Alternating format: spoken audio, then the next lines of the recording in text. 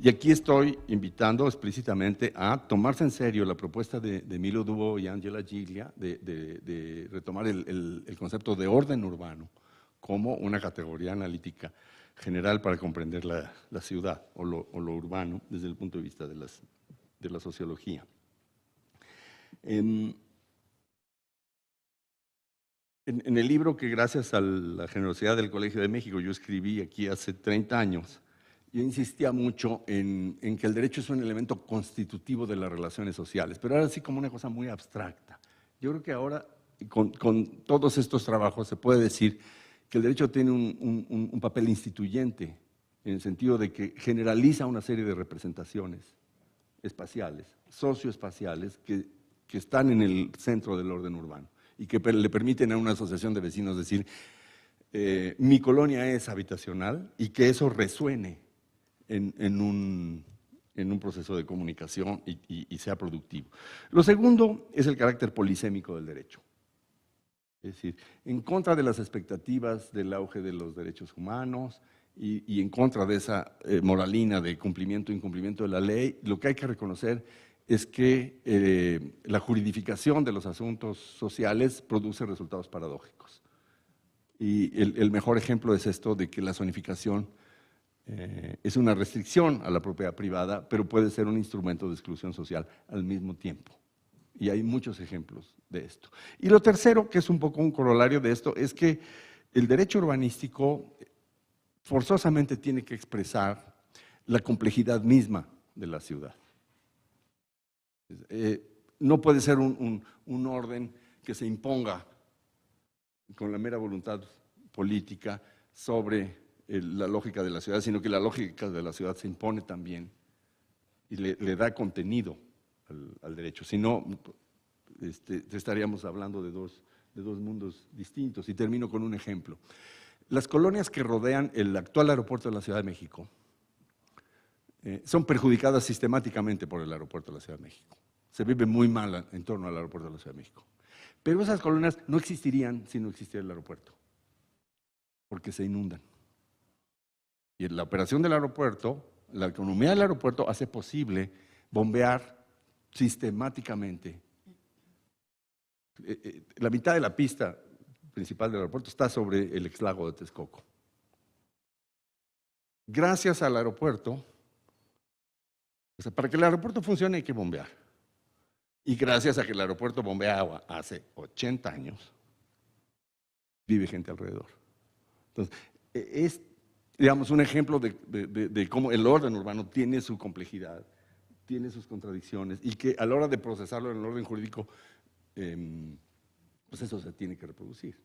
Eso se vive, y en el drama de un juez que está dictando una sentencia o de un burócrata que está tomando una decisión, además de la corrupción y la maldad y lo que ustedes quieran y manden, está esa complejidad y esa ambigüedad. Bueno, yo ya hablé en 25 minutos, entonces mejor le paro. No sé si di una imagen general de lo que quería hacer, pero espero que ahora sí ya me digan qué opinan. ¿Quieres empezar tú? ¿Sí? ¿O quieres empezar? Sí. Buenas tardes. A mí me asignaron la tarea de comentar en un ánimo un poco provocativo y espero haberlo logrado. Entonces, bueno, primero buenas tardes. Y la intervención que quiero, o el comentario que quiero hacer es en dos puntos. El primero es en relación con los elementos analíticos y los cambios paradigmáticos que ofrece la lectura de estos textos. Y el segundo es con respecto a poner sobre la mesa, a lo mejor les interesan, algunas dudas que a mí me surgieron. Con respecto al primer punto, creo que una frase clave para el análisis o para la lectura de este texto es una que me gustaría citar, que dice que el derecho no es solo un intento de regular a la ciudad, es parte de ella, de sus personajes, de sus prácticas y de sus obsesiones. Esto lo consideré como un momento clave porque me parece que expresa muy claramente tanto la visión como las relaciones que se deben abordar en la relación ciudad y derecho. Y con visión me refiero a lo que expresa muy claramente el doctor en su introducción de la visión realista del derecho y el cambio paradigmático que esto implica. Y con las relaciones me refiero a las conexiones que existen entre estas dos categorías que se ponen sobre la mesa, que son la ciudad y el derecho, ¿no? Desde la visión realista se constituye el derecho como una parte fundamental para las aportaciones de la obra porque permiten entender lo jurídico desde una realidad social en la que se desenvuelve y en este sentido entender que hay una relación performativa entre el derecho y la ciudad bajo la cual se construyen recíprocamente. El derecho así es un discurso que produce efectos en la construcción de la realidad social, no solo es una norma o una ley, ¿no? En este sentido como clásico del derecho positivo. En el caso específico sobre la exploración cuantitativa del litigio en México, que me descentralicé, que es también la autoría del doctor, se puede ver cómo el análisis de las relaciones entre el derecho y la ciudad se articulan de una forma bastante original, tratando de hacer un análisis cuantitativo y cualitativo. En este sentido, a manera de síntesis, lo que se puede decir es que con base en la construcción de bases de datos relacionadas con sentencias de litigios en materia urbana, se lleva a cabo un análisis para identificar los principales tipos de conflictos urbanos, los tipos de actores y las principales consecuencias de la actividad judicial, con el objetivo de entender el derecho como una práctica que tiene efectos en la realidad social. Y aunado a esto, se exploran casos específicos de las sentencias para ayudarnos a dar cuenta de los sentidos de la actividad judicial.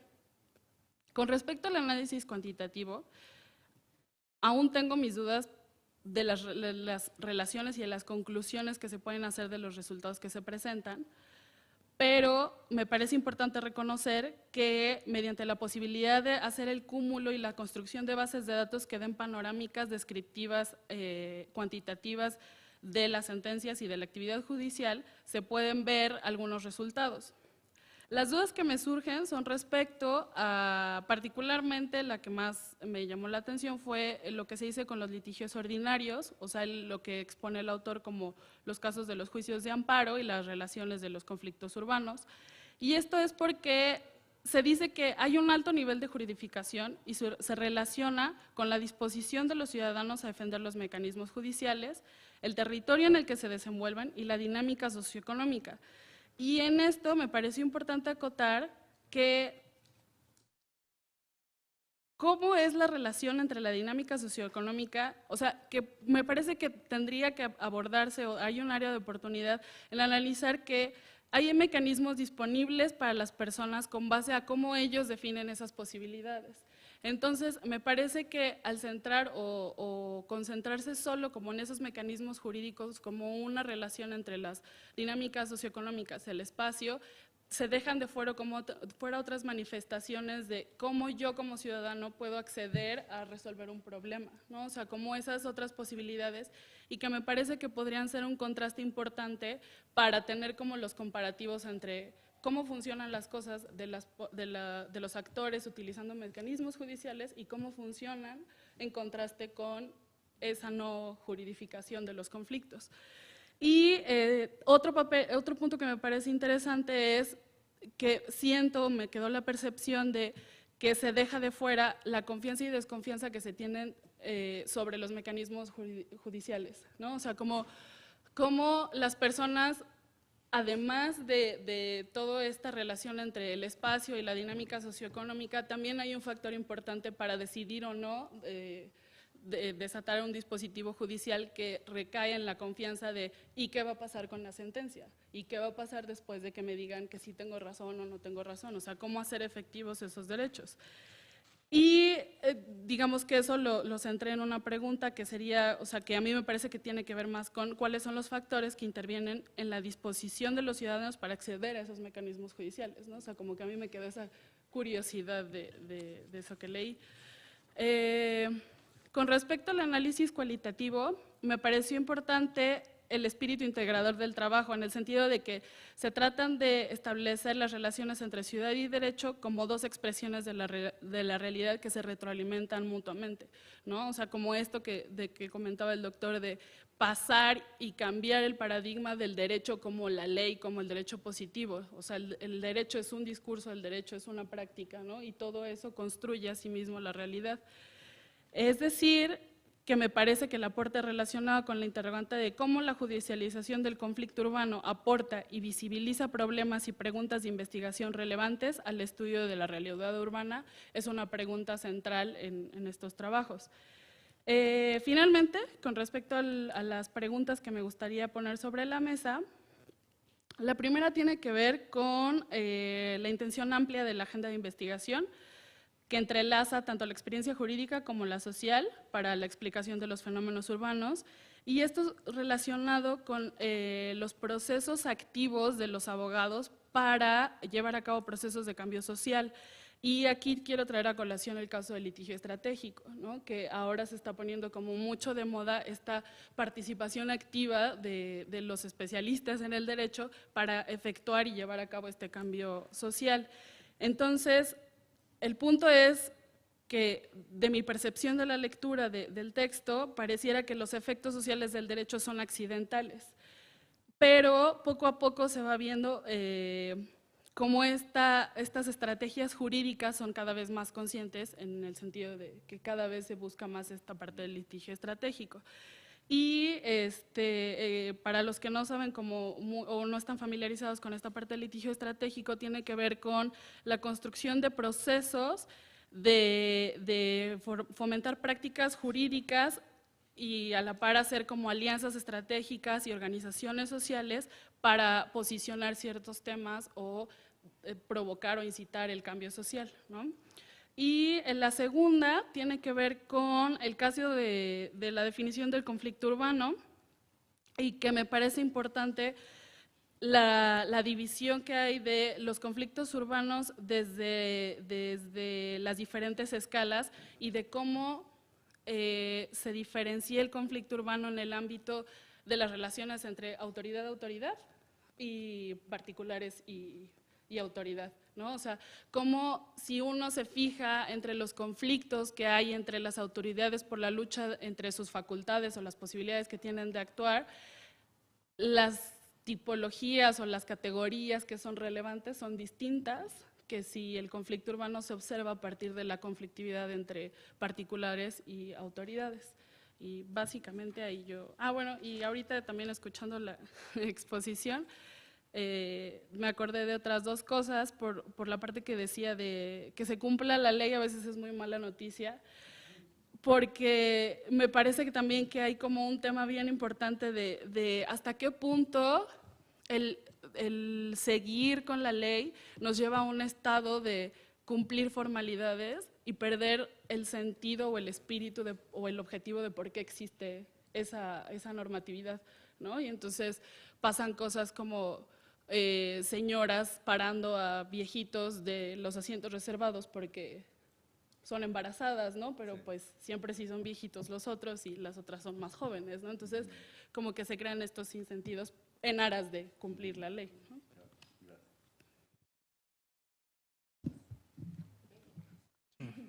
Igual 20 minutos. Trataré de ser breve. Y pues antes que nada, muchas gracias por la oportunidad a la doctora Prodú, al doctor Ugalde, a la doctora Crosa y también al doctor Azuela, porque usualmente no es el estilo que los estudiantes estén presentando un libro tan importante. Regularmente están presentes algunos de los profesores que están sentados, precisamente por la importancia del evento. Sin embargo, me parece que esta innovación es bastante importante porque muchas veces nosotros y nosotras como estudiantes somos quienes terminamos siendo quienes consumimos toda esta literatura científica, sea para ir más allá de los temas, sea para retomar algunas perspectivas, sea para criticarlas. Y entonces celebro esta apertura y agradezco la oportunidad. Es una responsabilidad grande, principalmente porque uno tiene que hacer un comentario sin spoilers, es decir, ¿no? Es como si les contara Wonder Woman y les dijera que al final pues, se muere el protagonista, ¿verdad? Pues no, como que no les van a quedar muchas ganas de leerlo. Y entonces la idea es hacer un comentario general sobre el texto y un par de ensayos que lo constituyen, a efecto de que cada uno de nosotros y nosotras podamos sacar nuestras propias conclusiones al respecto. Me parece que, aunque tal vez no necesite presentación el doctor Azuela, sí es necesario destacar la importancia que ha tenido en la conformación de un nutrido grupo de investigadores e investigadoras que analizan el día de hoy los problemas concernientes al orden urbano, a la negociación del derecho. Y me parece que justo el libro es un fiel testigo de todo un trabajo que se ha realizado a lo largo de muchos años. Prueba de ello es de que la obra que estamos comentando el día de hoy es producto del seminario Regímenes de los Territorios Urbanos sobre clasificaciones, reglas y figuras jurídicas que sí importan, y del cual se reúnen 13 ensayos que, como ya lo comentaba el doctor Azuela, se posicionan en medio de dos posturas contemporáneas respecto al derecho o a la perspectiva jurídica en los estudios sociales. El primero, que tiene que ver con esta obsesión de medir la eficacia del derecho a partir de su cumplimiento o incumplimiento, es decir, en esta cuestión de aplicar a rajatabla el Estado de Derecho, y si no es así, bueno, pues entonces México es un país ingobernable, porque no aplica a rajatabla su Estado de Derecho. Y por el otro lado, esta perspectiva de exigencia de los derechos, tanto colectivos como individuales, que pareciera esta movilización de las herramientas jurídicas.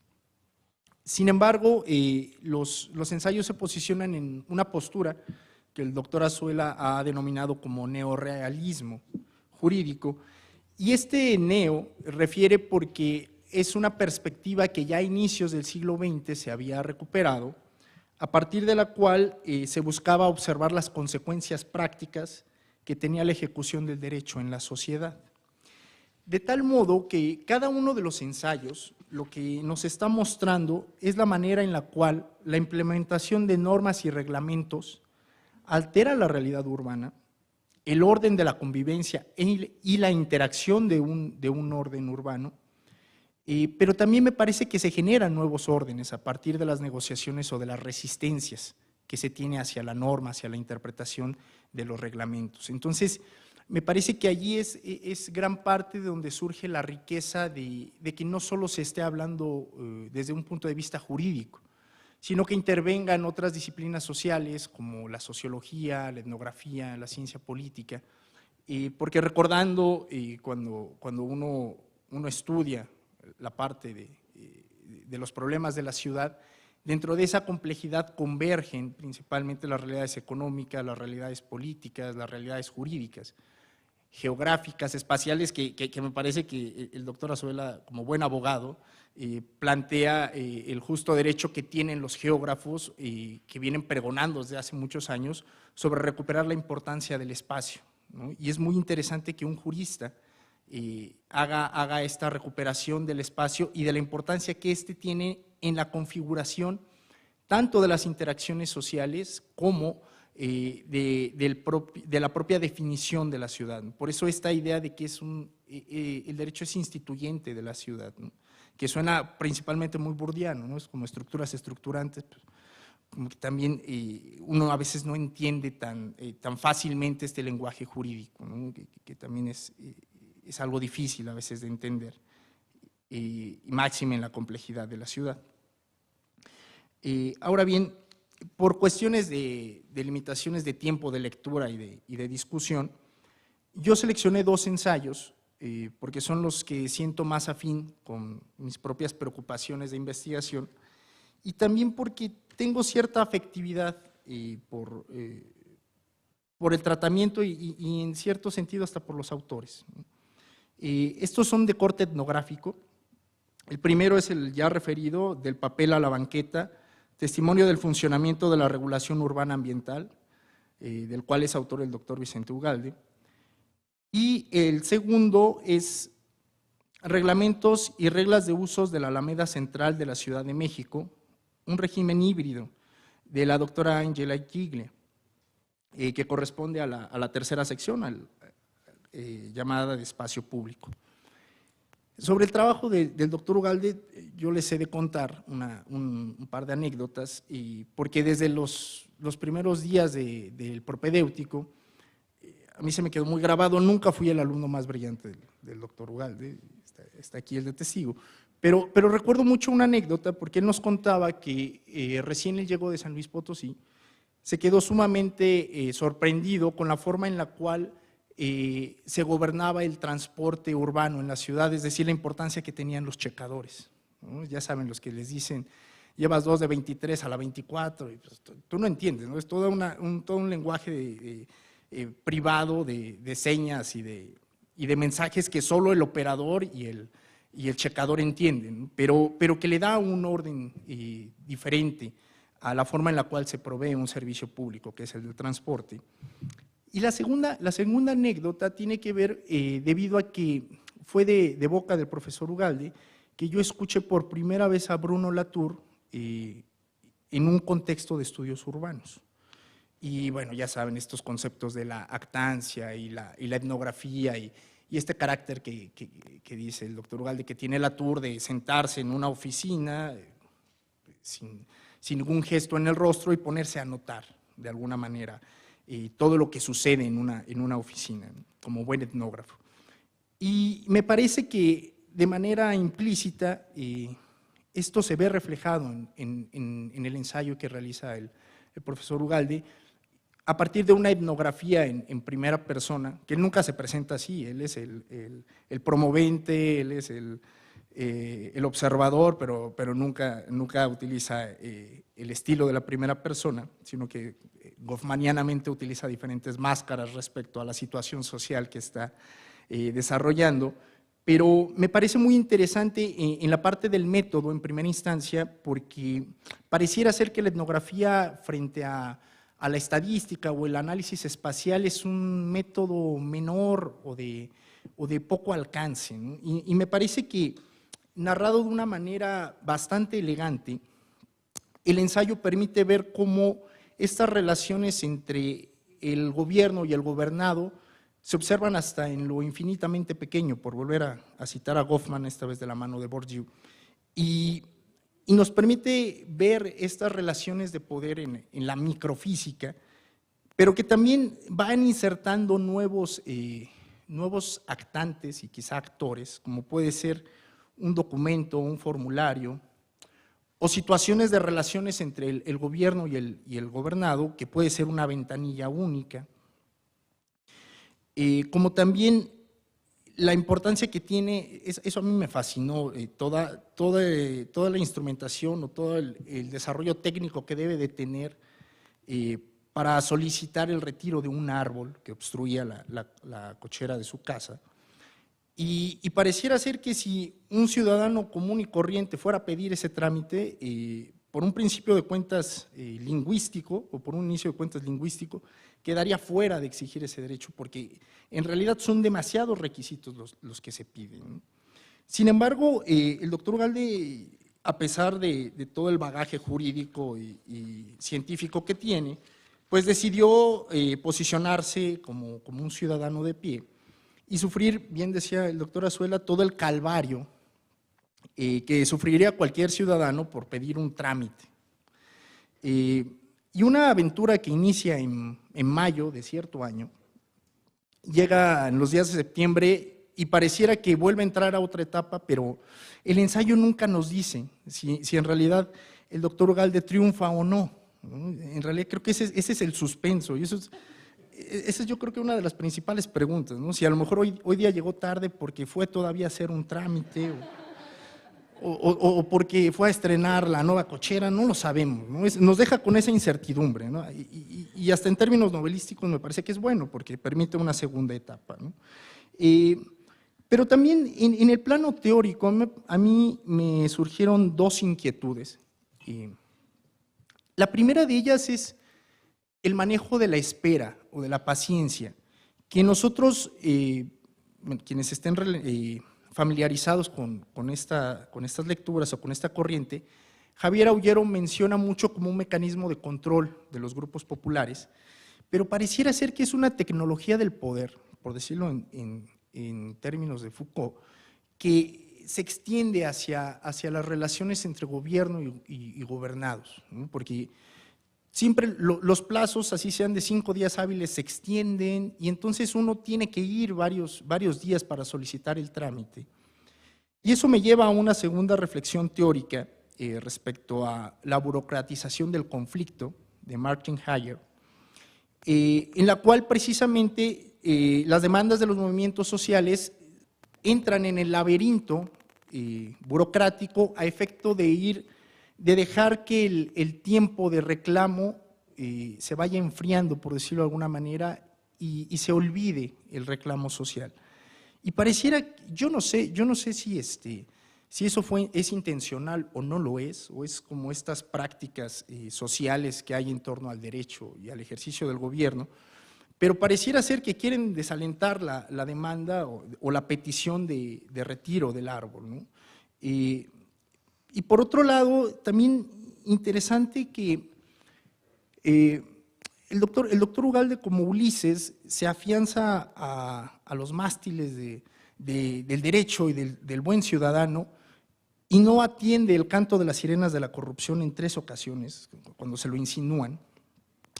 Y eso también me parece interesante porque pareciera ser que esta negociación del derecho, es decir, este camino sencillo para evitar todo el trámite, es una práctica muy institucionalizada dentro de las formas del ejercicio o de el trámite de ciertos derechos o de ciertas actividades, ¿no? Pareciera ser que porque hasta inclusive las propias autoridades que lo atienden o los funcionarios que lo atienden le sugieren que tome el camino, ¿no? Pero el camino del hombre sensato pareciera ser, del sentido común, ¿no? Pero nuestro querido narrador no decide quedarse como el Cid campeador fiel a la norma. Y bueno, pues la única duda que nos queda es si logró triunfar o no.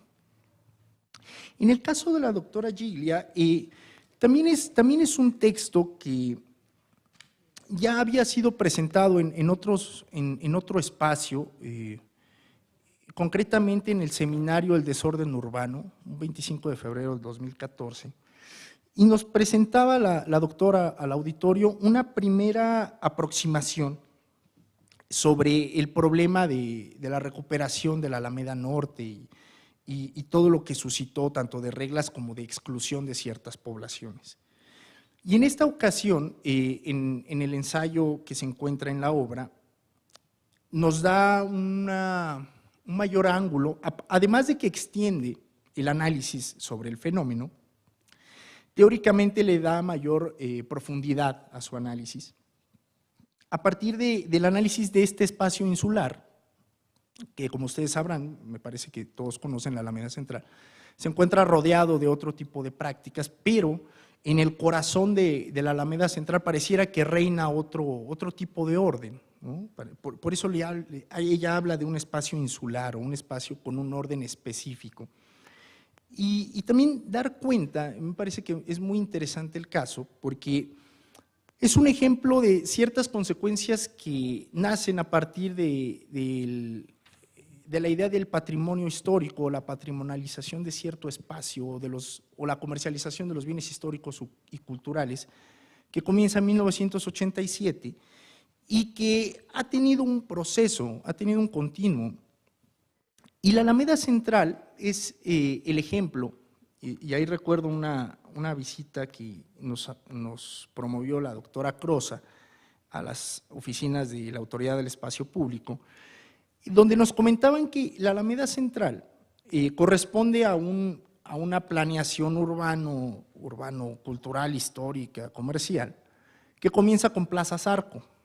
Plaza Zarco es la pequeña plaza que está a la salida de San Hipólito, que es donde se reúnen todos los jóvenes y demás feligreses de San Judas Tadeo los 28 de cada mes.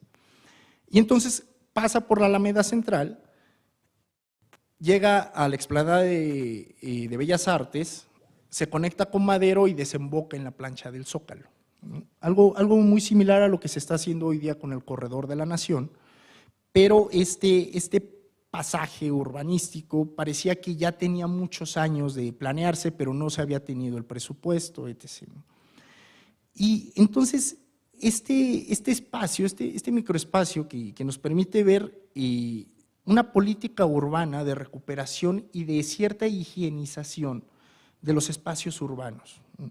En una discusión del espacio público, ¿es público para qué cierto tipo de ciudadanos, para qué cierto tipo de usos? Pero la doctora Giglia no se queda solo con eso, sino que nos recuerda algo que también la doctora Valverde menciona en la introducción, o más bien es una cita que ponen de ella, que el espacio tiene una tensión intrínseca en el espacio, en el tiempo. Es decir, una cuestión es la perspectiva del futuro que se tiene del espacio, es la planeación, y otra cosa es la tradición, que pareciera ser que es todas las prácticas y todos los usos que realizan ciertos grupos dentro del espacio. Y nosotros debemos de recordar que la Alameda Central, antes de esa recuperación, era un nicho de sexo-servicio, un nicho de mendicidad o donde habitaban personas en situación de calle, de comercio ambulante. Y así como las lluvias siguen cayendo en el Valle de México debido a ciertas determinaciones histórico-espaciales, estas poblaciones regresan a la Alameda Central, y aunque si bien no se posicionan en la parte central del espacio, sí siguen realizando sus actividades y sus usos, tanto comerciales como sociales, en los alrededores de la Alameda Central. Y esto es lo que la doctora Giglia menciona como un orden híbrido, es decir, cómo existe la flexibilización de las reglas o de los ordenamientos específicos para permitir que ciertos usos se lleven a cabo, ciertos usos que son prohibidos, se lleven a cabo en ciertos momentos del día y en ciertas ocasiones y por ciertas personas. Lo que ella sí acaba recalcando, y me parece que ahí es una posición moral la que adopta, posición moral que comparto, es la denuncia que se tiene respecto a la calidad de las personas en situación de calle, que pareciera ser que son estas poblaciones totalmente indeseables, que ahí no hay una negociación o una flexibilización de las normas, ¿no? Pareciera ser que sí son totalmente excluidos, y eso me recuerda muchísimo ese poema de Baudelaire respecto a Los ojos de los pobres, ¿no? Que pareciera ser que hay ciertas poblaciones que están totalmente excluidas de todo el brillo que emerge de la ciudad de París, y que de hecho son realmente la incorporación o la corporalización de los indeseables y los que parecían que no deberían de estar en el espacio, cuando paradójicamente son las poblaciones más vulnerables o son las poblaciones que requerirían cierta atención social de mayor grado. Y bueno, para concluir, solo reiterar el agradecimiento por un lado, y por el otro lado hacerles la invitación a que cada uno de ustedes se acerquen al libro, que hay una pleyada de artículos, cualquiera de ellos puede ser de su interés, va a ser muy interesante dependiendo de los temas de investigación que cada uno tenga. Y hacerles el recordatorio de que a través del vínculo en el ciberespacio es gratis, entonces eso también ayuda mucho a la lectura y al acceso a los materiales. No me queda más que agradecerles y que tengan muy buena tarde.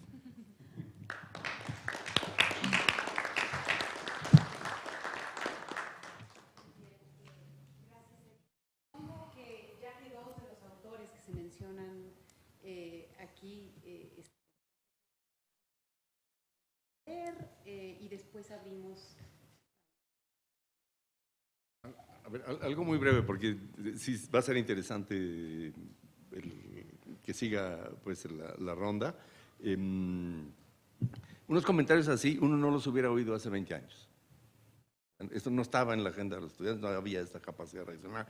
Y nada más una cosa, me gustó mucho las preguntas sobre el análisis cuantitativo de las sentencias, todas me parecen muy pertinentes y me llevan a algo que hace poco me di cuenta, la necesidad de dialogar explícitamente con esta literatura que no viene de un campo especializado como los estudios urbanos, sino de los juristas y los politólogos en torno a la judicialización.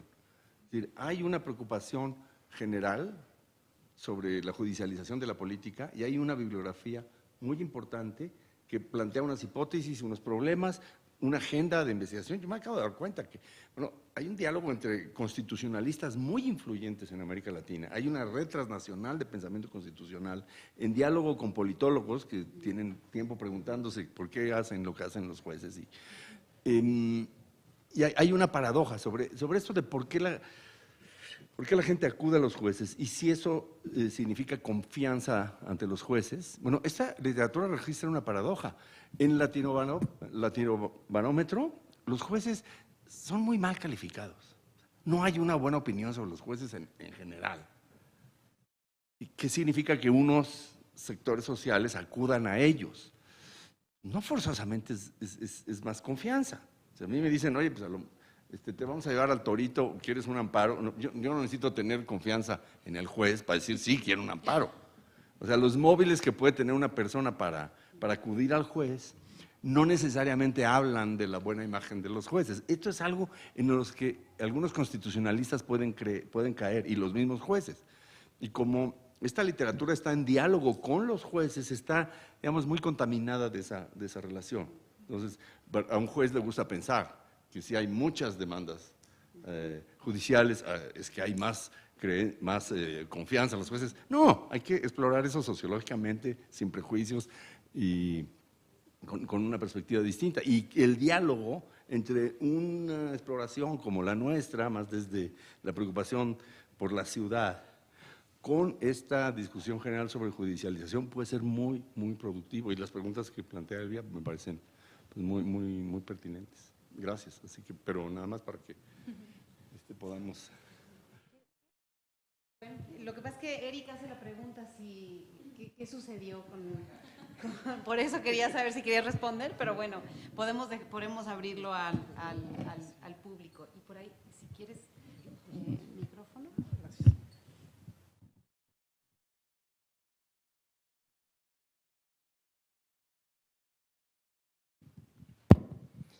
Buenas tardes, mi nombre es Enrique. Soy estudiante del CIDE del Doctorado de Políticas Públicas. Mi pregunta es para el doctor Azuela.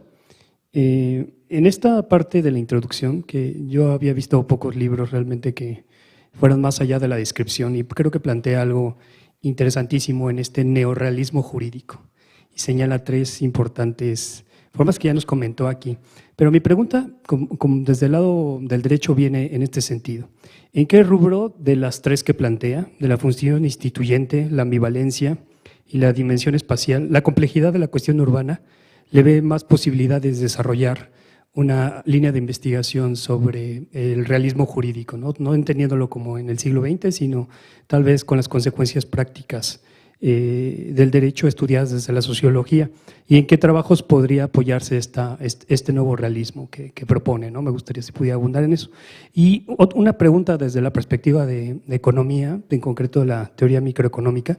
Me llamó mucho la atención que pone ahí, y aquí lo estaba retomando en su participación, la parte del orden urbano, la parte de cómo el derecho tiene esta idea de cómo el derecho administrativo, el aburrido derecho administrativo, pone los cimientos para el orden urbano.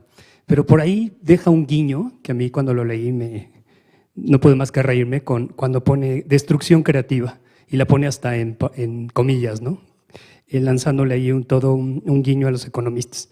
Y mi pregunta desde ese punto es, ¿cómo usted concibe la parte de este derecho administrativo, del derecho aplicado a lo urbano, y cómo estas tensiones con la destrucción creativas? ¿Es el papel del derecho detener la transformación para evitar el conflicto? ¿Es la parte donde hay los planificadores urbanos y el uso del derecho, qué juegan o qué son frente a la destrucción creativa? La verdad disfruté mucho esta parte de la introducción. Gracias.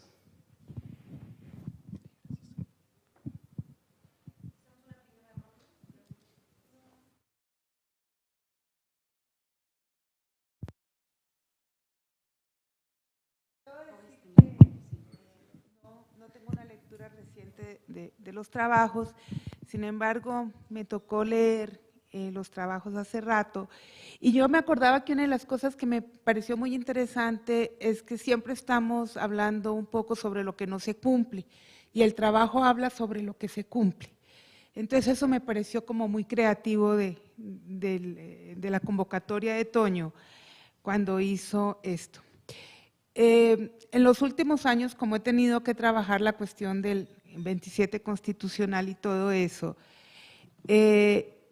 y con respecto a la pregunta que él hacía, yo yo me quedo con una gran duda, Toño, y es el hecho de la aplicación de la ley y la legitimidad de su aplicación. Y esto tiene que ver con la cantidad de prácticas que en nombre de la ley se hacen, y entonces siempre me quedo preguntándome cuál es el objetivo del derecho. Y en teoría lo que me pongo a leer y entiendo es crear un orden para que la mayor parte de la sociedad pueda tener una actuación que nos beneficie a todos. Y sin embargo, cuando uno ve la aplicación del derecho, los cambios en las normas, uno ve que esto no está sucediendo. Y entonces cuando trato de leer las cosas me cuesta trabajo no tomar una posición moralista. No me gusta tomar una posición moralista porque creo que el análisis científico no tiene que hablar del deber ser, sino que tiene que mostrar los hechos. Entonces, bueno, me quedo como con esa duda y quería preguntarte eso porque siempre ando como en la disyuntiva de este es el derecho, cómo se legitiman las acciones en función del derecho y para qué sirve el derecho. Creo que tenía un poco con la pregunta que hizo el compañero con respecto a esto de si podemos diferenciar entre la legalidad, entre lo legal y lo legítimo, ¿no? Y eso me parece como importante.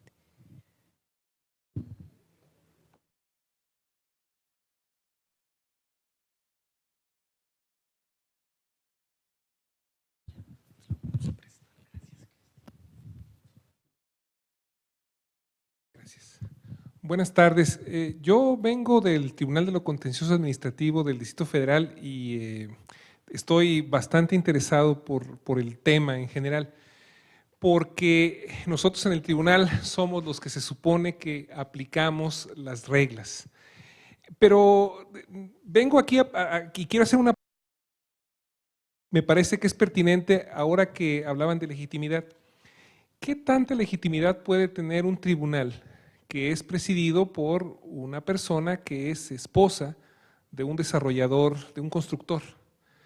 ¿Qué tanta legitimidad puede tener un tribunal que en un caso tan paradigmático en la ciudad como el de la Supervía, para la apelación guarda el expediente 22 meses y una vez que la obra concluye, el expediente sale para ser resuelto, cuando la obra está en funcionamiento? No quiero abusar del micrófono, tengo otro caso, el de la Torre Mítica, porque ese lo proyecté, pero me quedo solamente con esta muy puntual pregunta. ¿Qué tanta legitimidad puede tener un tribunal conformado en esas condiciones? Gracias.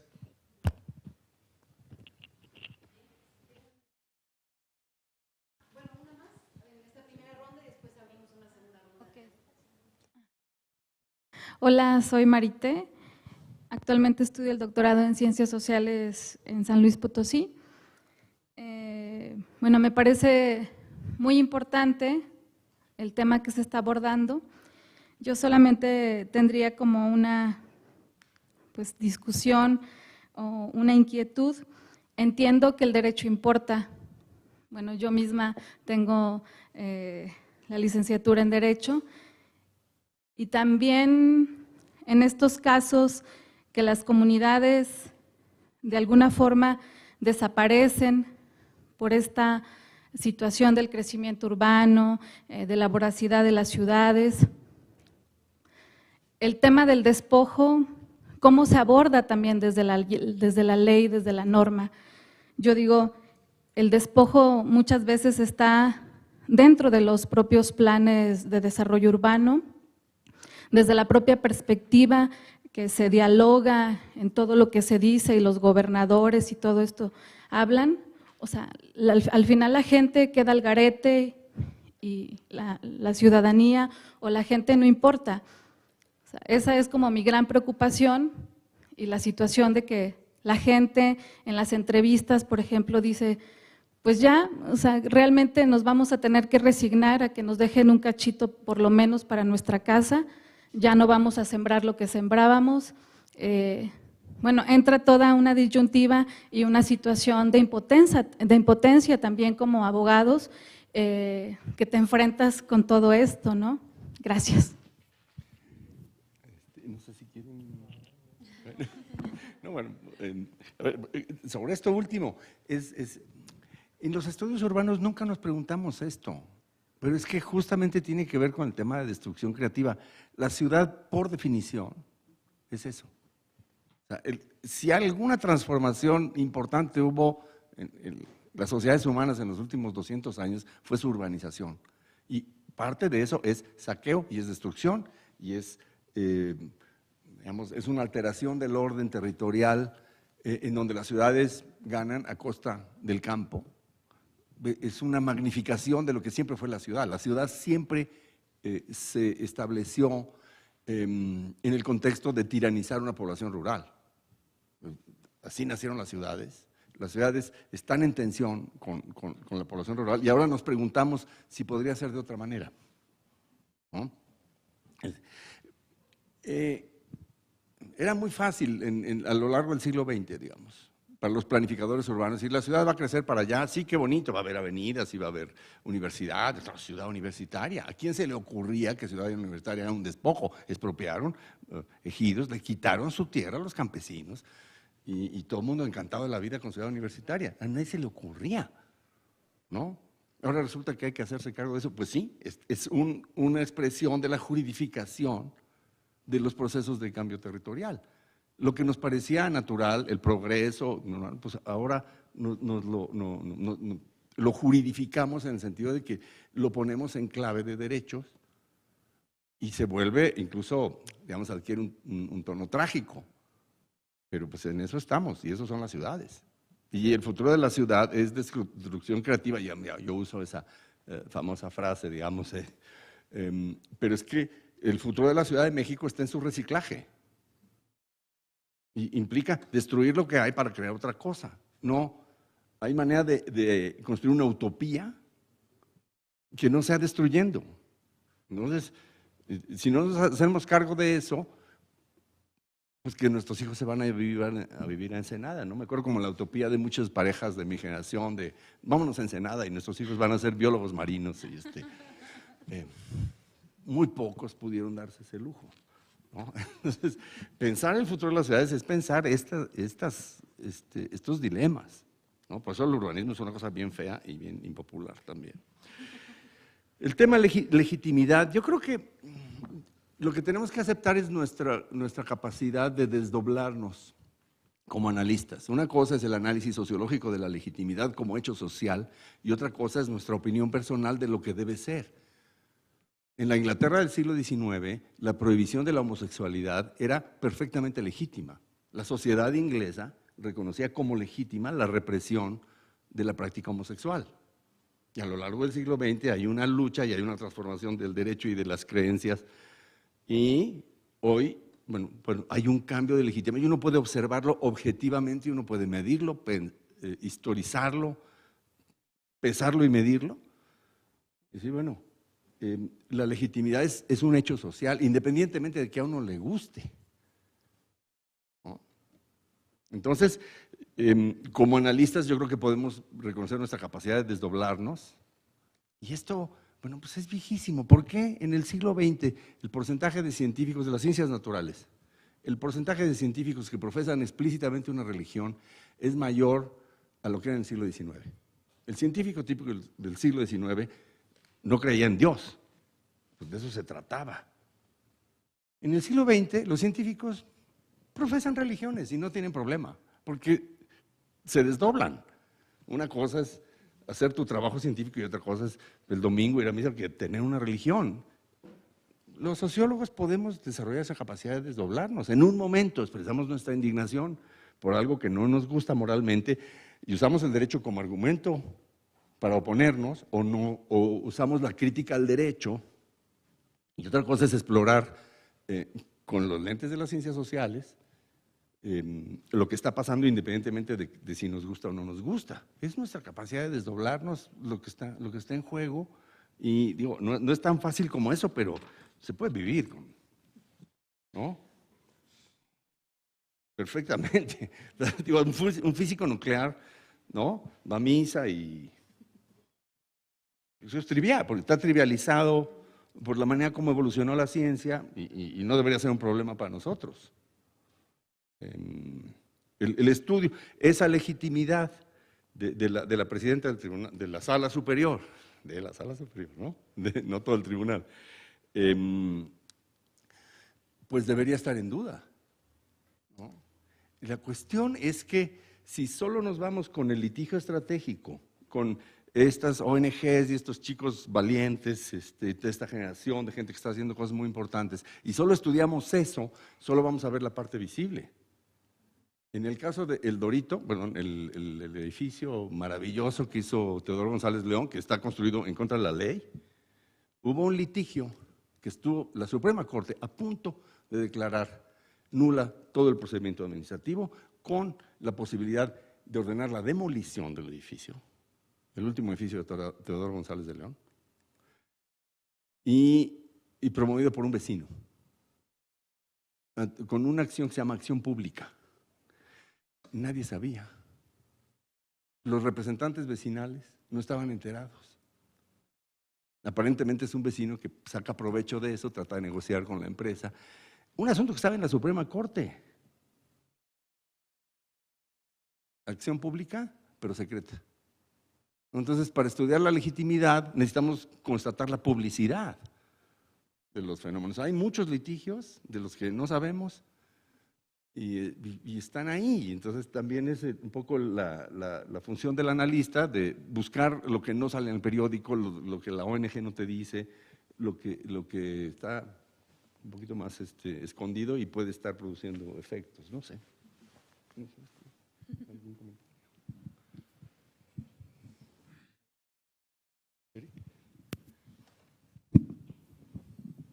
Pero lo mío es más bien, es una duda, es una pregunta, y digo, ya me despojo del rol de presentador y vuelvo a ser como un lector más crítico, ¿no?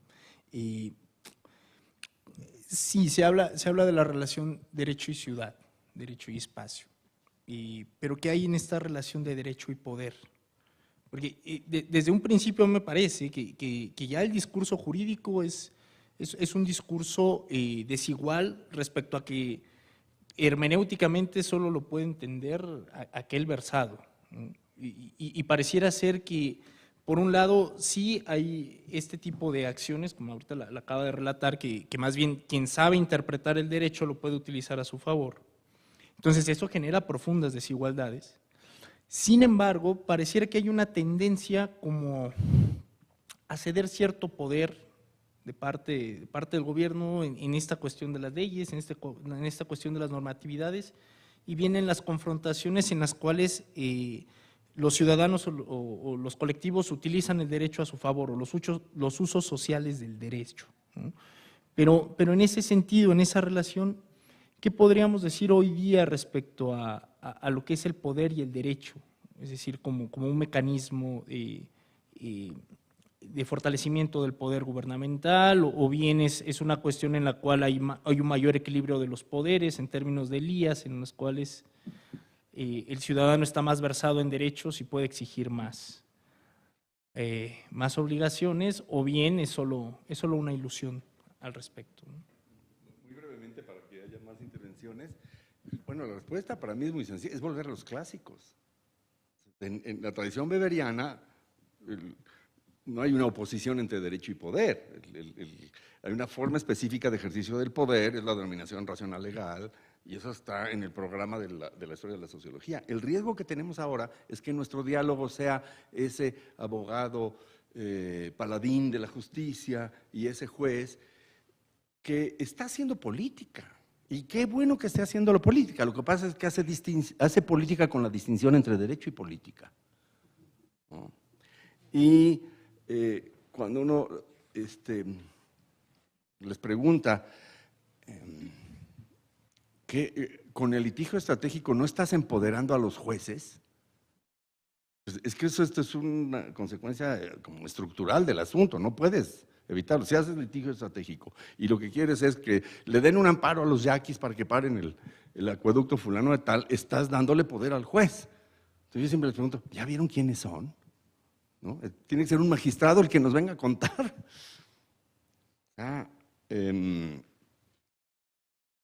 Es como muy obvio desde el punto de vista de una sociología tradicional reconocer que hay una forma de poder que es la del juez, y entonces la curiosidad es, ¿en qué se distingue la discrecionalidad del juez de la discrecionalidad del burócrata? ¿No? Y que entendamos cuál es la diferencia entre que esté en manos de la CEDUBI o en manos del juez federal, que ayer dijo que pues, lo del Metrobús, quién sabe para cuándo. ¿No? ¿En qué está pensando? No es que sea mejor o peor. Se discute mucho la judicialización como si fuera una enfermedad o una virtud.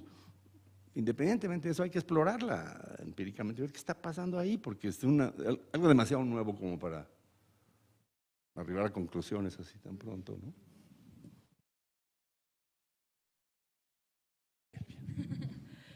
Bueno, de lo que estaban comentando ahorita, creo que algo muy importante también es como esta redefinición de lo que es el conflicto, ¿no? Y de ver el conflicto no como una cosa negativa que hay que solucionar, sino como el conflicto como una potencialización de cambio y transformación, ¿no? Y creo que tiene mucho que ver con eso, de esas relaciones que se establecen.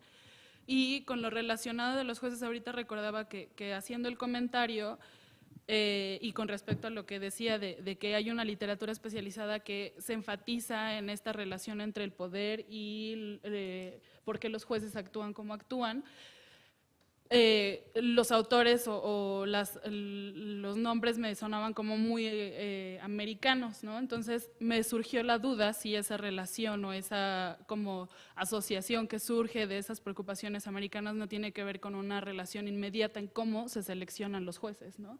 Porque en México hay como una carrera judicial, a diferencia de Estados Unidos, que la selección y el proceso de digamos, captación de jueces es distinto, ¿no? Entonces, creo que sería un poco, o sea, mi duda era, ¿no habrá como por ahí una relación más obvia que en nuestro caso? Porque en nuestro caso, digo, al pensar que hay como un proceso de selección en el cual el juez prueba sus capacidades, ¿no? De forma objetiva, pues a lo mejor no hay tanta esa asociación directa de tomar en cuenta quién es el que está tomando estas decisiones y a quién estás empoderando, ¿no?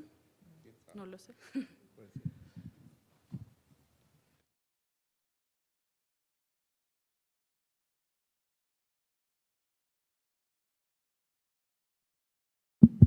Así funciona esto. Pues gracias por la discusión. Yo soy arquitecto de formación y tengo maestría, estoy haciendo doctorado en planeación urbana. Entonces, mi entrada en el derecho ha sido, en el tema de derecho urbano, ha sido mucho al identificar precisamente estos conflictos y qué conflictos específicamente en la calle, es el tema de investigación, y qué actores y actantes, como decía Eric, están en juego y de qué maneras. Entonces, una de las cosas que a mí me gustó más del libro, y voy a regresar, voy a hacer un regreso porque ya no estoy saliendo un poco del tema de los jueces y demás, es este símil con la zonificación, como muy… Yo viniendo de lo urbanístico, de lo urbano, el tema de zonificación, y bueno, y por lo joven que soy, el tema de zonificación ya empieza a ser como una realidad jurídica que siempre ha estado, ¿no? Pues los espacios tienen un fin, así es como mantenemos cierto orden, así… Pero pues cada vez más se ve esta complejización de la zonificación, no solo como un ente abstracto creado que no tiene injerencia real muchas veces, y muchas veces al contrario lo marca demasiado fuerte, pero también por otro lado reconocer que la zonificación no es el único instrumento urbano jurídico que actúa en la ciudad. Entonces mi pregunta ya más concretamente es si se ha pensado un poco en otras formas de otros imaginarios de derecho que actúan en la ciudad. Más específicamente me pregunto, cuando se hace ley, cuando se hace norma, ¿en qué personas se está pensando? ¿No? O sea, ¿qué tipo de personas? Yo creo que ahí actúa una generalidad de, pues es que el ciudadano es así y así y así, y entonces así vamos a escribir la ley.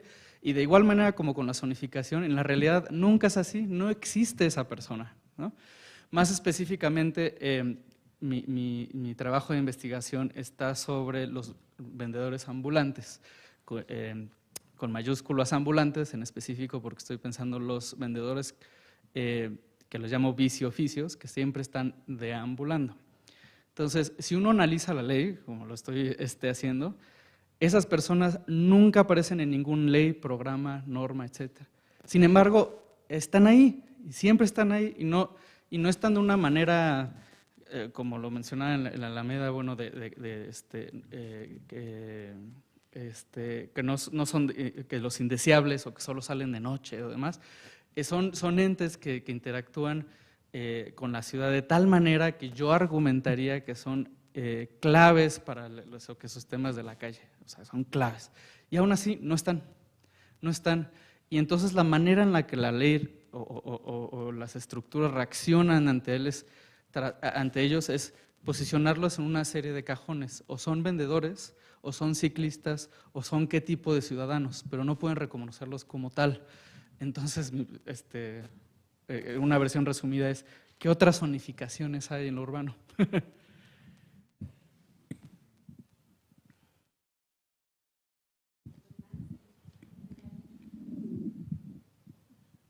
Buenas tardes, mi nombre es Alexis Vega, soy arquitecto y vengo de Seduvi. Me interesó este evento más que nada por el tema, la ciudad y sus reglas. Voy a contar un poquito de lo que yo hago, que es trabajo en la Dirección de Instrumentos Urbanos, en el artículo 41 y 42 de los cambios de uso de suelo. En relación, yo soy el analista de todos los cambios de uso de suelo que hay en esta ciudad, en las 16 delegaciones, con un equipo. ¿Qué es mi duda o mi pregunta directa? Es que yo, no siendo abogado, soy quien aplica la normativa y quien al promovente, como tal, le hago constancia de todos los documentos que debe de llevar a cabo, como dicen, para quitar un árbol, para llevar a un cambio de uso de suelo, que son totalmente ajenos a nuestro departamento jurídico. No tiene mucho que yo entré a hacer mi servicio social y actualmente ya tengo una plaza para andar de chismoso por ahí. Entonces, esa manera de involucrarnos nosotros con nuestro departamento jurídico, creo que, bueno, actualmente ahorita ya cambió la regla, ya cambiaron las normas por lo mismo, de que los promoventes iban cada rato porque sus documentos no pasaban. Iban a la asamblea y regresaban, y iban al departamento de aguas y tenían que con 12 dependencias para ver si su uso era pasable o no.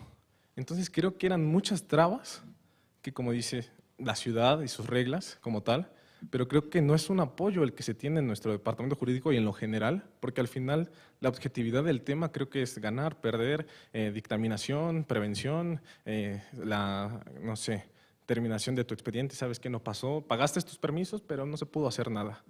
Entonces creo que al final ese es el problema, que queda muy ajeno y al final se termina por no tener la objetividad del tema, que solamente era un cambio de uso de suelo, a lo mejor solamente era una tienda comercial en planta baja habitacional, y otros que van a exigir a crear plazas comerciales o van a exigir a hacer universidades.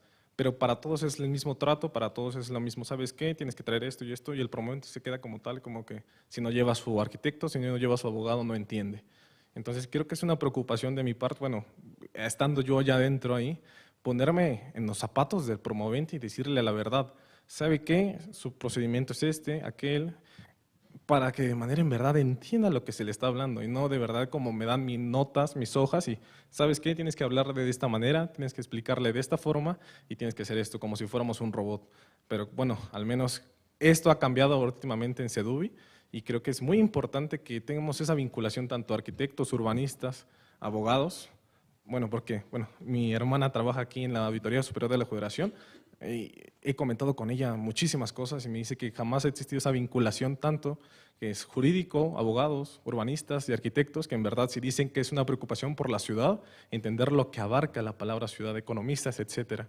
Entonces creo que es esa, como que no tiene esa relación ninguna de esas materias y creo que ahí deriva el conflicto para que al final la población como tal, pues al final que quiera quejarse, como lo del Metrobús o como lo del corredor Chapultepec, solamente en masas se les puede hacer caso y no como lo de Todoro, que por una persona pudo haber movido casi lo que en masa mejor nadie hubiera pensado siquiera que existía. Entonces creo que es esa desinformación de la población y no saber a quién dirigirse, como lo mencionaba también el arquitecto, que no sabe con quién ir, y esa que esa desvinculación de ni abogados, ni arquitectos, ni nada, al final el problema solamente es normativo, y si dice aquí que sí es, pasa, y si dice que aquí no es, no pasa.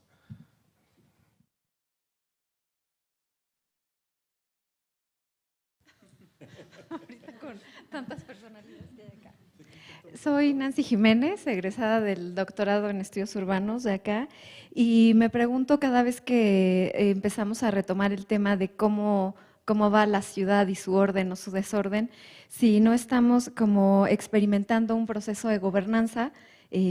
Pues es claro que la conducción de los asuntos públicos están generando transformaciones institucionales y en las relaciones sociales de quienes toman estas decisiones, que nos podría hablar de eso. Decía claramente el doctor Azuela cómo del burócrata que tomaba las decisiones se pasa al juez, y me viene a mí como una duda muy grande. ¿No estamos como dentro de un pacto fáustico?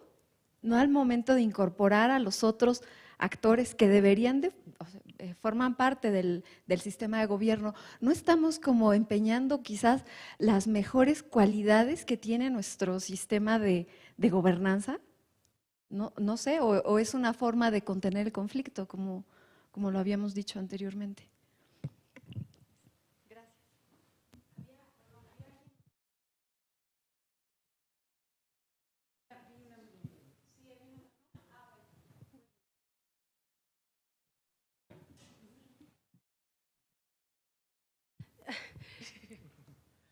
Muchas gracias, porque creo que a mí el libro me cambió la visión que tenía del derecho y de lo urbano. Yo siempre consideré el derecho como un instrumento. Y se ve, voy a regresar al título del libro porque me gusta muchísimo el subtítulo, sobre la huella del derecho en el orden urbano. ¿No? El derecho no es un instrumento solamente o simplemente, es algo que hace algo, ¿no? Es performativo. Y eso me cambió completamente la visión. Y la huella es muy importante para mí. Bueno, voy a hablar ahora como una investigadora del Instituto de Geografía, porque voy a hablar de espacialización. La huella, en tu presentación, Antonio, diste algunos ejemplos de esta huella en el orden urbano. Por ejemplo, algunas representaciones socioespaciales, ¿no? Polanco es residencial, ¿no? Entonces, del orden como más simbólico, más representacional, que es una de las cosas que hace el derecho. Otro ejemplo es todo el orden de las prácticas sociales, de la ventanilla, de todas, qué tipo de prácticas se desarrollan, como el ejemplo, ¿no? de su trabajo en términos de cómo manejamos este instrumento, las normas, etc. No sé si esta huella tiene una espacialización diferenciada en la ciudad. Hay una huella más profunda en algunas zonas que comparándolas a otras, o qué otros ejemplos. No he leído todavía todo el libro, pero no sé si leyéndolo podría yo encontrar otros ejemplos espacializados de esta huella. Esta última sí está muy complicada, porque si seguimos a Emilio y Ángela en lo del orden urbano, que en realidad hay muchos órdenes, ¿no? Entonces está el orden de la unidad habitacional, y está el orden de la colonia irregular, y está la manera como el derecho es puesto a jugar en cada uno de esos órdenes es distinto, y sí, la huella se construye de manera distinta, ¿no? Lo importante es no esencializar el asunto, atribuyéndole al derecho como una especie de causalidad universal, y volver a la idea de repertorio. Los actores usan el derecho como parte de su repertorio, y eso no está desde el principio de los tiempos, los actores aprenden, ¿no? Y hay un proceso de apropiación de las categorías jurídicas que yo creo que se puede fechar en los 80s, cuando los planes parciales, que antes eran de toda la delegación, después de procesos de consulta vecinal, hay una apropiación del lenguaje de la planeación y de esas categorías que crean una cosa muy rígida con la zonificación. Porque aunque la ley prevea procedimientos de cambio de uso del suelo, para retomar con la pregunta del compañero, en el imaginario de los vecinos Polanco es residencial. La ley prevé procedimientos para cambiarlo, porque justo de lo que se trata, el arte de la planeación no es fijar una imagen eterna para un espacio urbano, sino fijar las reglas para su transformación.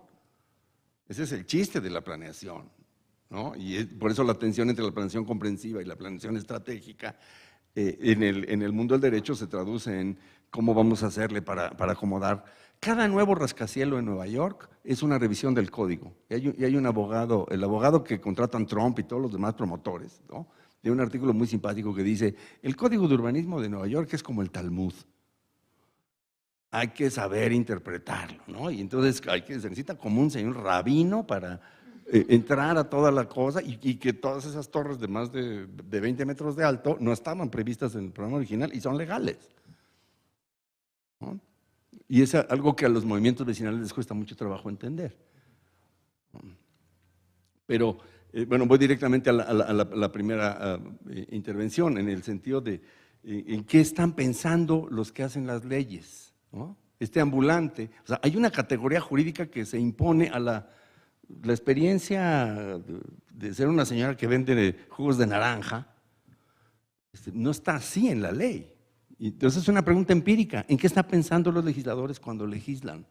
Yo lo único que alcanzo a ver es que a la hora de legislar, quienes hemos tenido oportunidad de participar, se crea una especie de estado narcótico, en donde, que es absolutamente necesario. Si uno quiere hacer una ley, uno tiene que imaginar como si la gente fuera a llegar a tiempo, la gente va a pagar sus impuestos, el policía. Si no entras en ese estado de imaginarte una cosa que es narcótico, no legislas. O sea, alguien que se ponga realista y cínico no puede terminar de redactar una ley. Entonces, tienes que imaginarte el mundo de una manera, ¿no? Y no tienes que estar pensando si es una señora que vende jugos naranja o… Acabas usando categorías heredadas del derecho administrativo. Por eso yo creo que las enseñanzas de Mariana Valverde son muy importantes, porque Mariana Valverde está dialogando con los militantes de derechos humanos que quieren poner una agenda de derechos humanos y que creen que con la agenda de derechos humanos se resuelve todo. Dice, no, las formas de exclusión que ella documenta después de una etnografía muy cuidadosa en Toronto, ¿cómo se producen las formas de exclusión? Con derecho administrativo.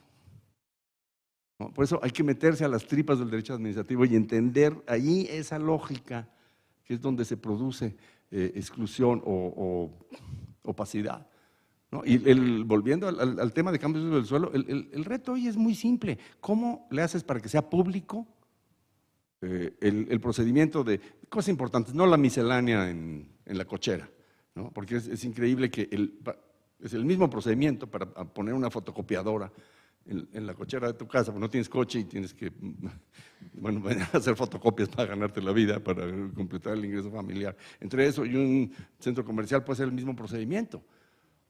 ¿Cómo hacemos para que sea público desde que ingresa la solicitud? Y no es tan complicado, ya pasando a un tema más de reforma administrativa. En materia ambiental, a nivel federal, las manifestaciones de impacto ambiental son públicas desde que se ingresan. Y llevamos 20 y tantos años, casi 30 años, de manifestaciones de impacto ambiental. En México se aprueban 1.500 proyectos a nivel nacional. Los proyectos grandes son esos, son públicos desde que ingresan. ¿Por qué un edificio de 20 pisos en Avenida Revolución, los vecinos se enteran cuando ya está las grúas ahí, por el tamaño del agujero, dices, no, esto va a tener 20 pisos, y entonces los vecinos empiezan a preguntar, y es el colmo que no haya publicidad en esos procedimientos, ¿no? Por muy buena voluntad que haya en la SEDUBI y en sus operadores, hay algo que está en la ley y ahí está roto el mecanismo de acuerdo político entre la Asamblea y el gobierno de la ciudad, está roto. Pues desde febrero tenemos Constitución, ahí está claro qué es lo que hay que reglamentar, y esta es la fecha en que la Asamblea no arranca el proceso legislativo, ¿no? Y hay una agenda bien complicada a partir de la Constitución, ¿no? Que ya tendrían que estar discutiendo.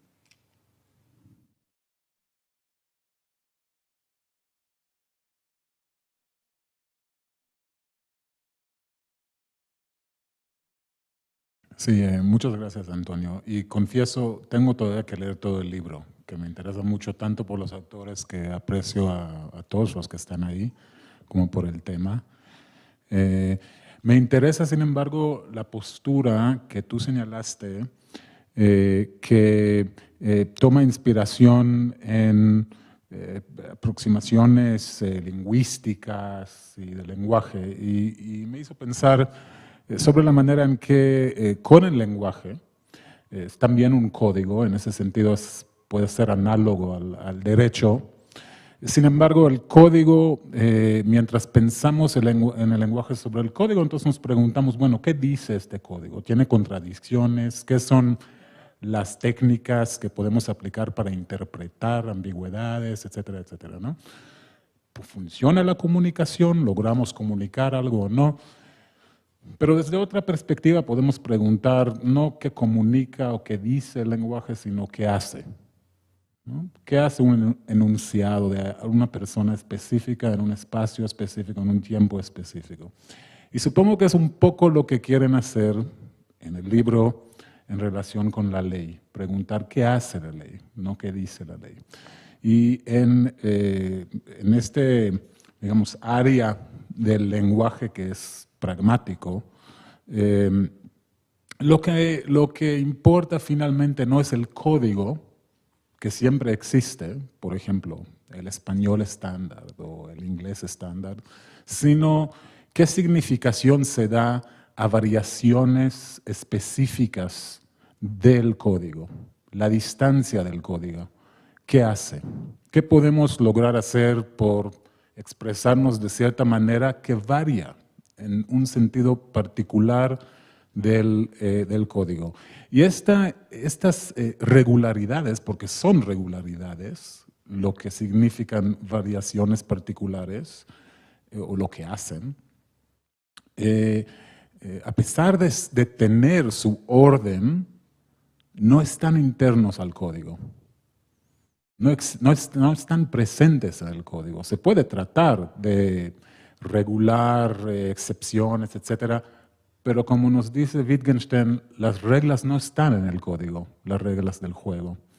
Y en este sentido, digamos, como se aprecia un dialecto, por ejemplo, o una candidata política que habla como 90% de la población en el Estado de México, o no, depende del contexto y la situación.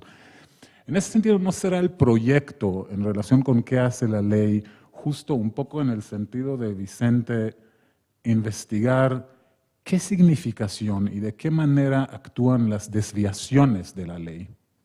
Justo, ¿de qué manera se logran y qué impacto tienen y qué significación tienen esas desviaciones? Creo que fue Mariana Valverde, pero pasaron mucha gente por nuestro seminario, entonces a lo mejor me equivoco y disculpo, que nos describió cómo en Toronto, supongo, la reglamentación para cuántos pisos tienen edificios no es para decir cuántos pisos tenga un edificio, es para poner una base para negociación, a través de las cuales un desarrollador que quiere construir una torre y tener por eso cierta excepción a las reglas, tiene también que poner un centro cultural comunitario, una alberca pública, un carril de bici. Esta alberca pública es esta huella de la ley, ¿no? La alberca pública que está ahí en un cuadro es la huella de esta ley. Entonces la alberca pública es la distancia entre la regla y lo que realmente pasó, ¿no? Es como si tomas lo que pasó y sus menos la regla, te quedas con la alberca pública, ¿no? Un poco en ese sentido, esas variaciones del código. Aquí en la Ciudad de México yo no sé si hay albercas públicas como resultado de un desarrollador, pero lo dudo. Hay otras maneras que se actúa esta diferencia. Entonces me gustaría un poco escuchar la opinión también de los autores en los libros, cómo aproximan esta problemática de justo lo que pasa, el código, no sé si sea justo, sino qué se hace con esta diferencia, qué significa esa diferencia.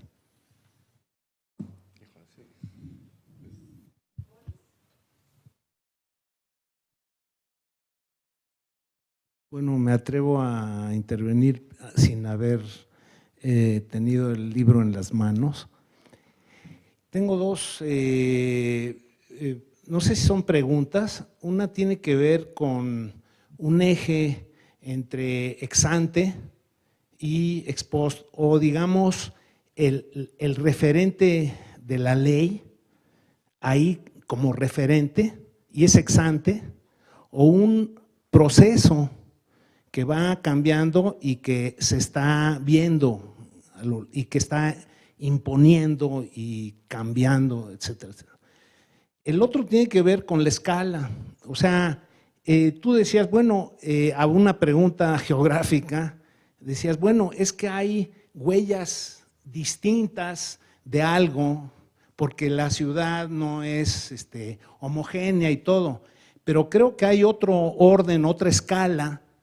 Estoy pensando en Ámsterdam o en alguna otra de los señalamientos que se hicieron.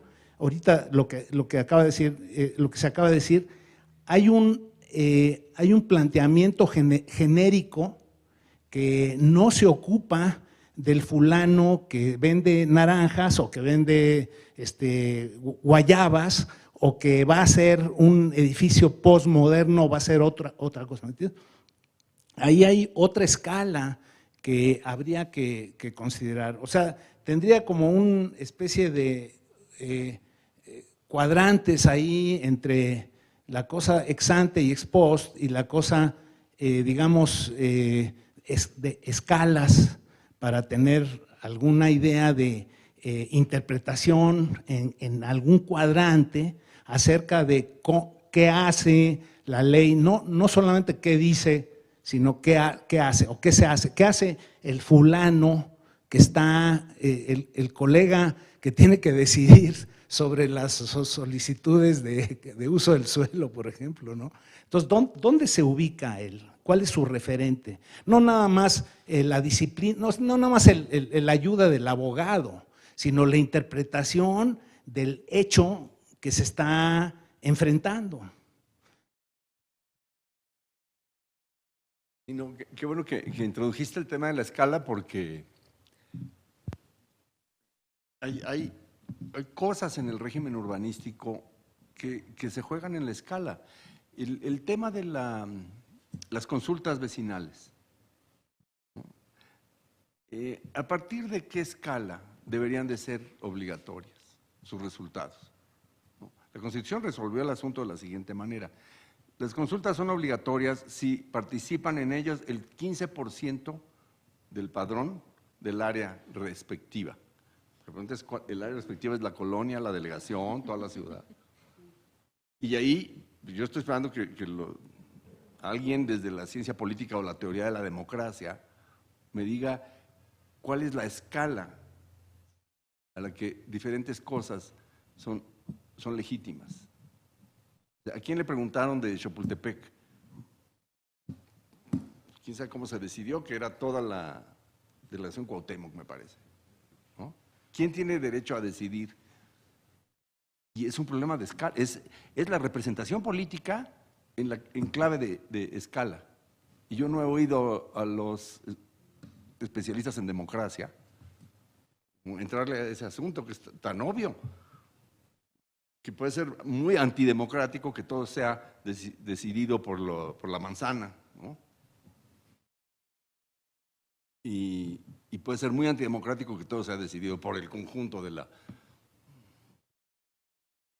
Ahí, pues intuitivamente, es decir, no tenemos más que intuiciones, ¿no? y es, digamos, absolutamente central y no está resuelto. Digamos, la Constitución lo resolvió de una manera, vamos a ver cómo queda en la ley, pero estás hablando pues, de una cosa muy importante, ¿no? Y sobre lo que decía Nitzan, a mí me resulta muy arduo, pero sí alcanzo a ver como un contraste entre el derecho penal y el derecho urbanístico, en el sentido de que el crimen siempre va a ser crimen, ¿no? O sea, hay formas de violencia de un ser humano respecto de otro que siempre van a ser criminales, y en cambio hay formas de violar las normas urbanísticas que el mismo edificio puede ser un delito ambiental o un delito urbanístico, o puede ser perfectamente aceptable. Si pasó un procedimiento, y es que es el procedimiento administrativo el que hace que un edificio sea el cuerpo de un delito o lo que la ciudad necesita. Puede ser algo realmente, puede ser exactamente lo opuesto, puede ser criminal y puede ser salvador. Y bueno, se me ocurre una historia, aquí arribita, ¿cómo se llama? Pedregal del Lago, hicieron una torre, violando la ley, bueno, no tenían ni permiso, invadieron la calle, es Miravento se llama, ¿no? Es el caso más escandaloso de violación de la ley, bueno, todo mal. La aplicación de la ley es, separa la obra, no pueden vender nada, está el edificio en obra negra, triunfó la ley, no pueden vender. Ahora los vecinos están pidiendo que sí lo vendan porque ya se llenó de ratas de las dos, ¿no?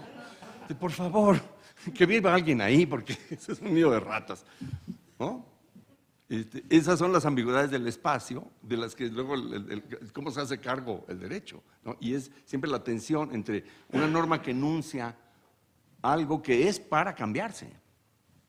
Y es lo que a los movimientos vecinales les cuesta mucho trabajo entender. No, pues si esa es la norma y se tiene que cumplir. Y como que no, necesitamos un código más flexible que es finalmente la procedimentalización.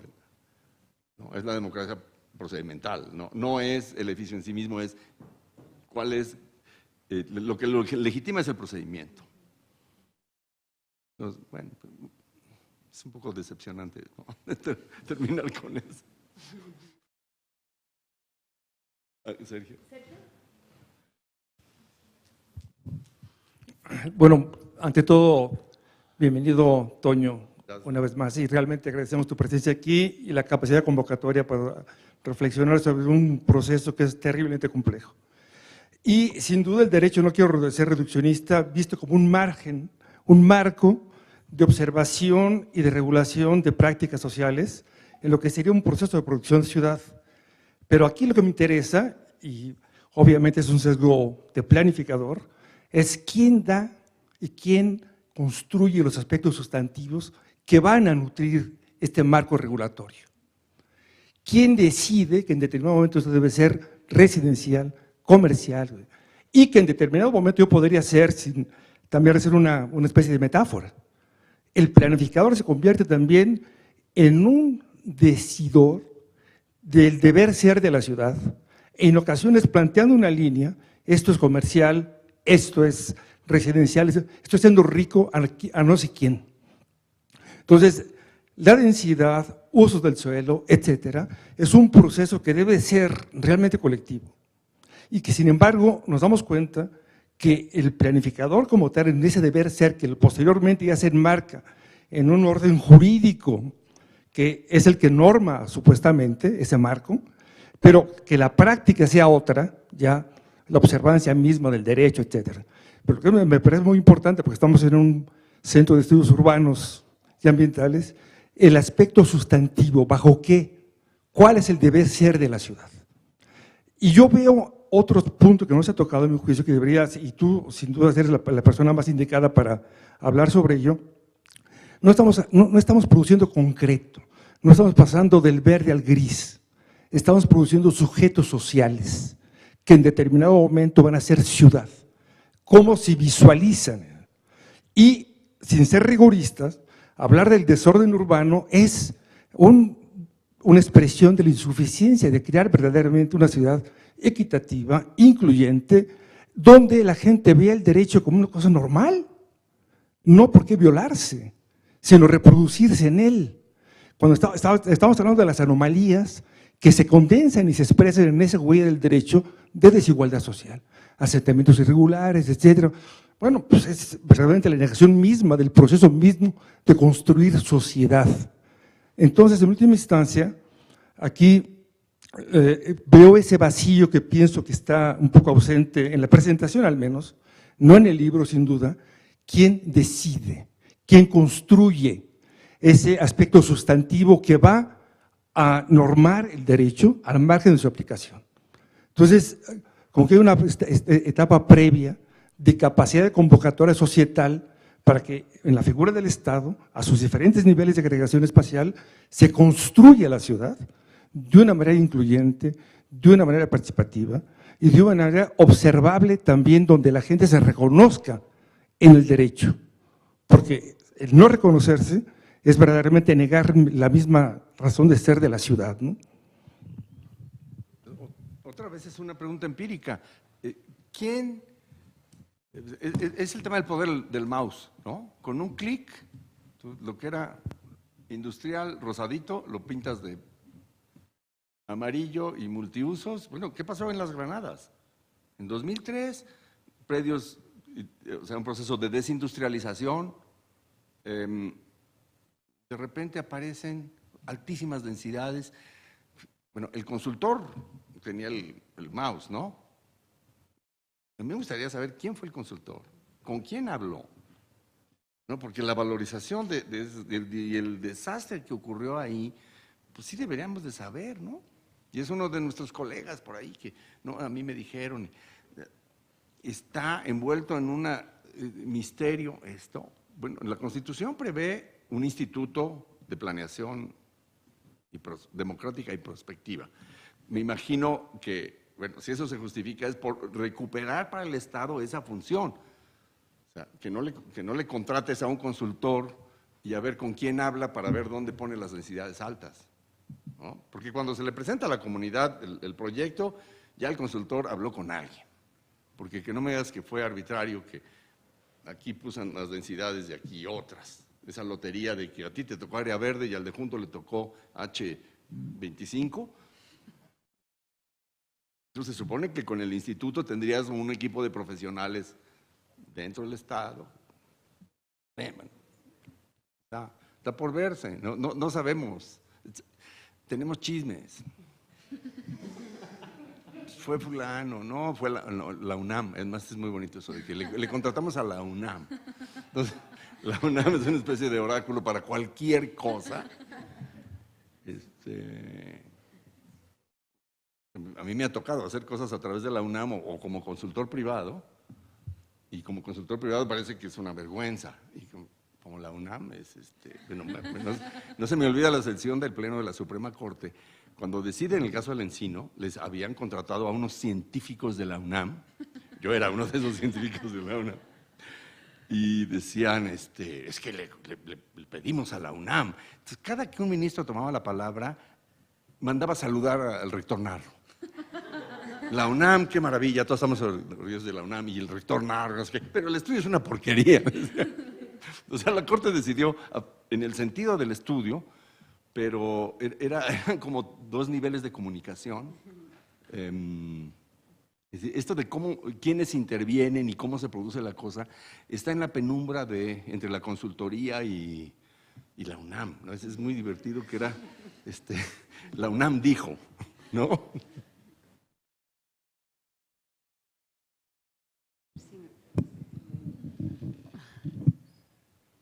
Muy descortés de no contestarle hace rato a Eric y bueno, pues así muy rápido aprovecho para agradecerle la lectura y agradecerle también a Antonio ahora que me haya invitado al libro y decir dos cosas sobre el capítulo que mencionaron. Desde luego que no os voy a contar qué pasó con el árbol, pero sí les voy a contar que efectivamente el experimento un poco consistía en ver qué tan prolífico, qué tan productivo puede ser observar el lugar donde se fabrican las normas. En este caso, normas singularizadas, no es la asamblea, pero son normas personalizadas, una autorización.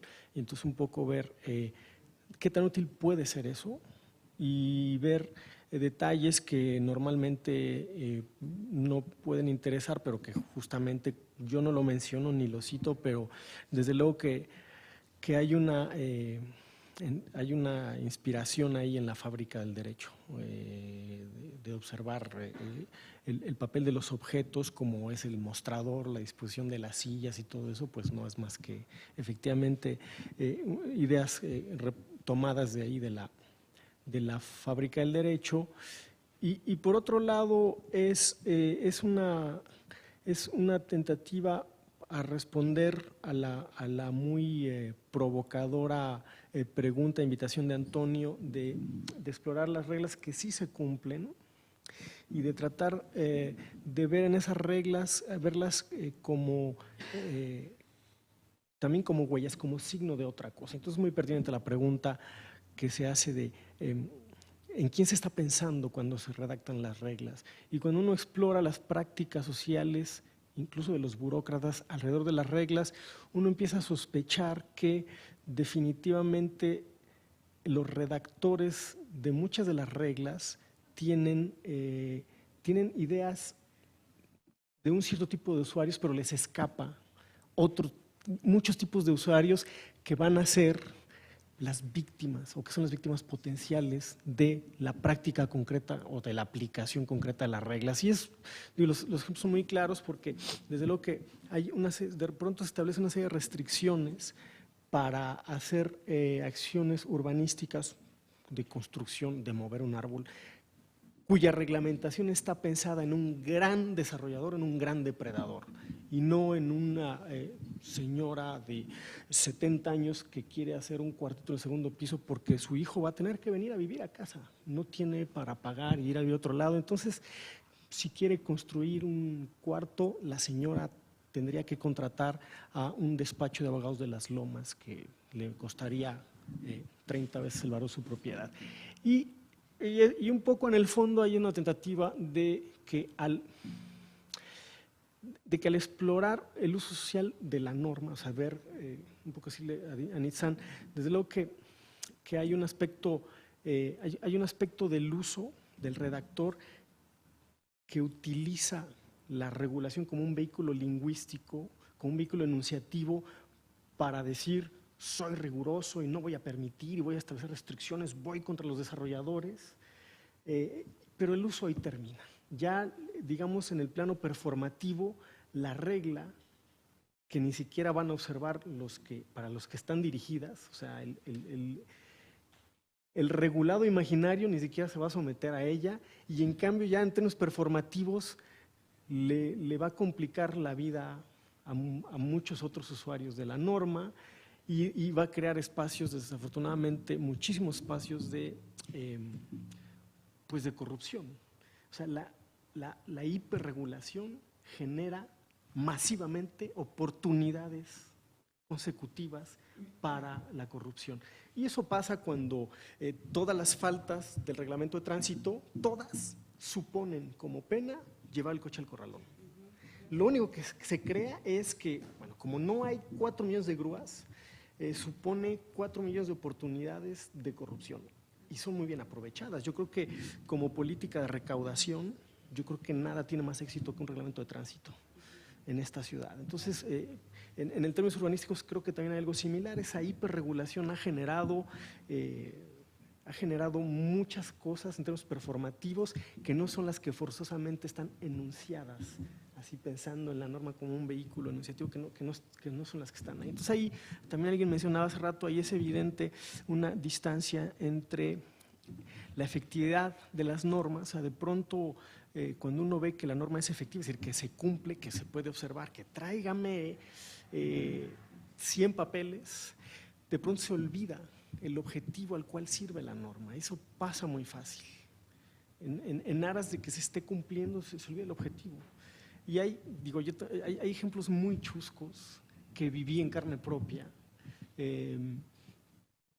Puedo referirme a uno en un par de minutos. Cuando uno solicita un permiso de construcción, de pronto entre las lista de cosas está la famosa, que ya olvidé el nombre, pero es algo así como una factibilidad que otorga el sistema de aguas de la ciudad. Entonces uno tiene que acudir al sistema de aguas, está en el edificio Zafiro, que seguramente algunos de ustedes conocen, en el centro, y en el edificio Zafiro, que es un edificio, una torre de 8 pisos del gobierno del Distrito Federal, hay un piso del sistema de aguas. Entonces uno llega y hace la solicitud. Y dice, bueno, necesito una factibilidad porque me la están pidiendo en la delegación para hacer mi otro trámite. Y entonces, bueno, pues ya le piden ahí mismo otra lista enorme de papeles para la factibilidad, que se tarda unas semanas en conseguir, y por fin la lleva, ingresa el documento y le dan una cita en 2 meses. A los 2 meses llega uno. Es muy gracioso porque incluso hay las cuestiones, el lenguaje no verbal, en el comportamiento de los funcionarios es fascinante. Y las prácticas de, venga, pero pásele allá a la oficina, uno dice, o sea, ¿por qué me meten a un cuarto aislado para decirme la respuesta? Y cuando uno está ahí, le dicen, aquí está su documento.